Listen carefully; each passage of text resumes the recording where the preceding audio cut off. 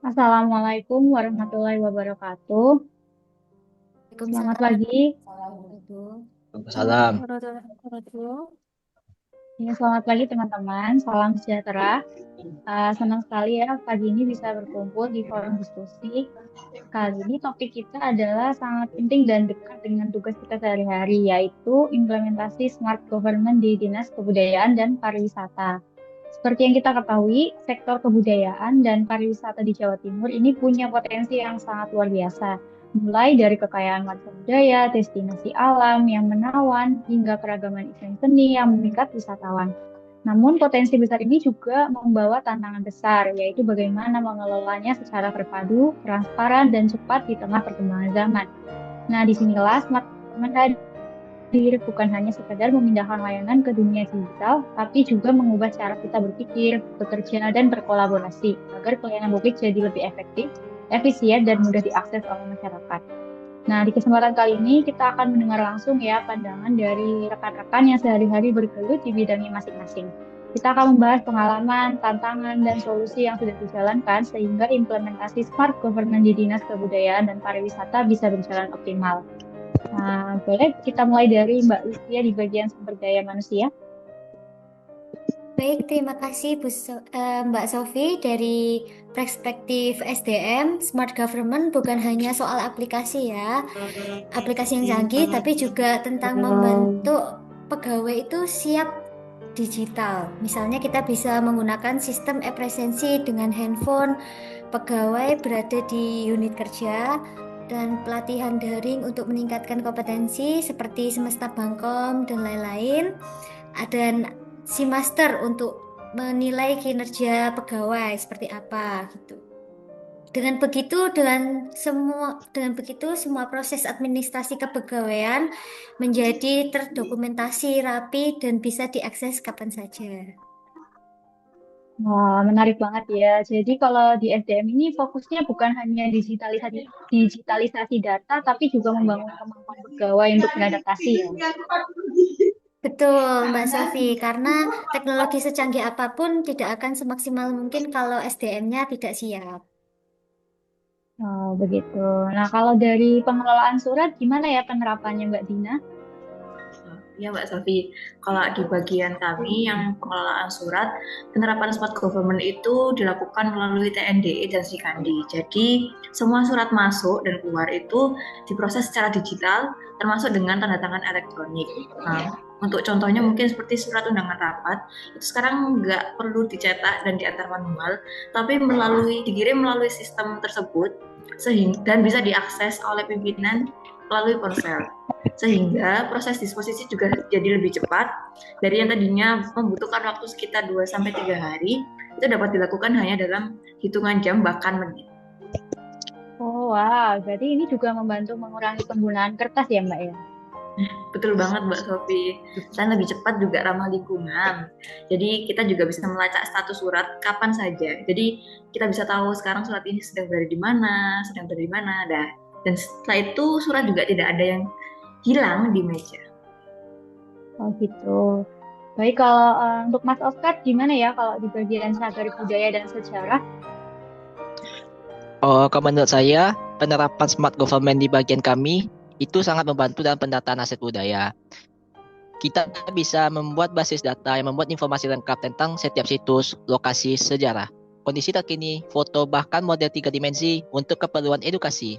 Selain itu, kita juga bisa membuat virtual tour untuk situs-situs yang sudah diakses, misalnya yang di daerah terpencil. Kalau untuk promosi ke wisatawan, apakah ini juga efektif? Sangat efektif, dikarenakan wisatawan bisa mengenal potensi budaya kita sebelum berkunjung, sehingga mereka lebih tertarik untuk datang langsung. Oh, gitu. Baik. Sekarang kita dengar dari Mbak Tita ya di bagian PT Museum. Halo Mbak Sofi, kalau di museum sendiri, smart government bisa hadir dalam bentuk katalog koleksi. Nah, itu bisa diakses untuk publik. Bahkan kita bisa mengembangkan interactive in education, di mana pengunjung bisa memindai QR kode untuk mendapatkan informasi detail tentang koleksi yang mereka lihat.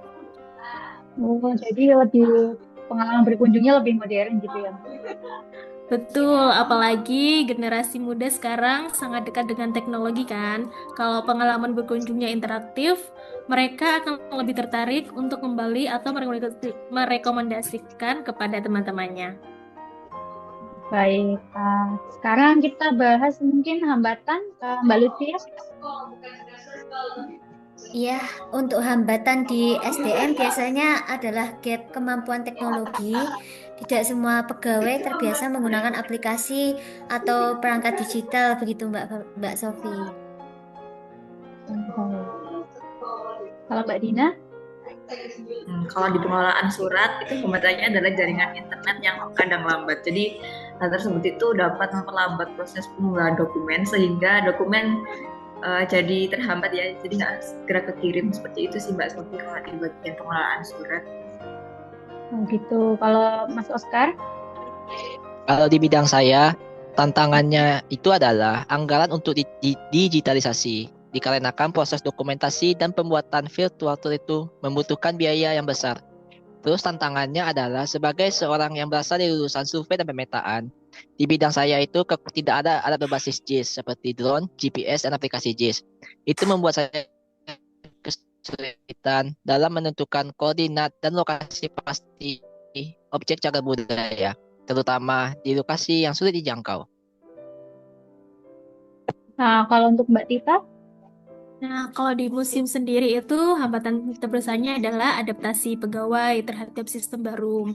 Ada yang merasa proses manual lebih nyaman, seperti itu, Mbak. oh, baik. Nah, kalau gitu sekarang solusinya gimana ya Mbak Lutfi ya?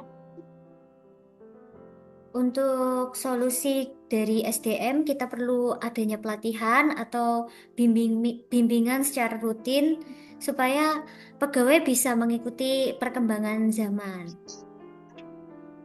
Kalau Mbak Dina, solusinya?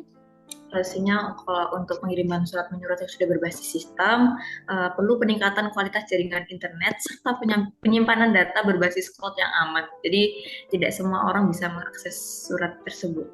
Itu Mbak Sofi. Baik. Kalau untuk Mas Oscar, solusinya gimana Mas?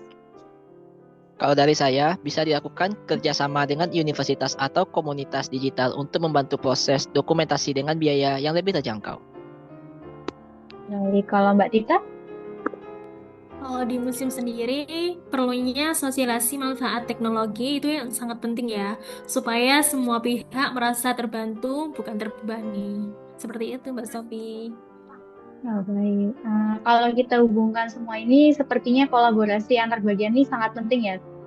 Jadi contohnya kayak pendataan cagar budaya dari Mas Oscar bisa dimasukkan ke katalog digital museum milik Mbak Tita, lalu dipromosikan lewat kanal informasi dinasnya yang dikelola oleh DM dan didukung oleh surat resmi dari bagian pengelolaan surat ya.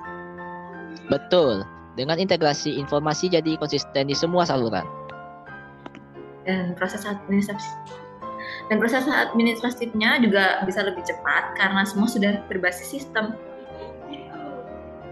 Baik, dari diskusi kita ini tadi kita sepakat ya bahwa smart government di Dinas Kebudayaan dan Pariwisata ini bisa memberikan manfaat yang besar, yaitu pelayanan publik yang lebih cepat, promosi wisata lebih luas, serta pelestarian budaya yang lebih efektif. Meski ada hambatan seperti SDM, infrastruktur, dan anggaran, semua bisa diatasi lewat pelatihan, perbaikan sistem, dan kolaborasi antar bagian.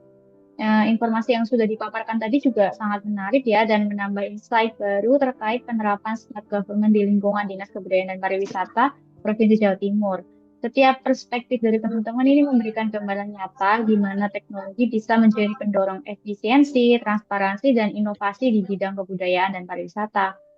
Smart government bukan hanya tentang digitalisasi proses kerja, tapi juga tentang membangun cara pandang baru dalam melayani masyarakat. Di Dinas Kebudayaan dan Pariwisata, ini berarti menggabungkan teknologi, kreativitas, dan kolaborasi lintas bidang untuk memastikan setiap pelayanan promosi dan upaya pelestarian budaya berjalan efektif dan dirasakan manfaatnya secara luas. Dengan semangat yang kita bawa hari ini, saya yakin implementasi smart government di Dinas Kebudayaan dan Pariwisata bukan lagi sekedar wacana, tapi akan menjadi langkah nyata yang membawa perubahan positif. Nah, mari kita jadikan teknologi ini sebagai mitra, bukan sekedar alat.